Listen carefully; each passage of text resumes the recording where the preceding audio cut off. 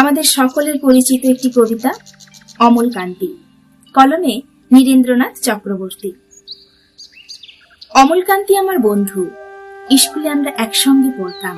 রোজ দেরি করে ক্লাসে আসতো, পড়া পারত না।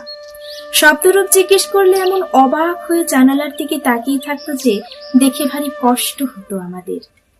আমরা কেউ মাস্টার হতে চেয়েছিলাম, কেউ ডাক্তার, কেউ উকিল। অমলকান্ত সেসব কিছু হতে চায়নি। সে রোদ্দুর হতে চেয়েছিল, ক্ষান্ত বর্ষণ, কাকডাকা বিকেলের লাজুক রোদ্দুর। জাম আর জামরুলের পাতায় যা নাকি অল্প একটু হাসির মতন লেগে থাকে। আমরা কেউ মাস্টার হয়েছি, কেউ ডাক্তার, কেউ উকিল। অমলকান্তি রোদ্দুর হতে পারেনি।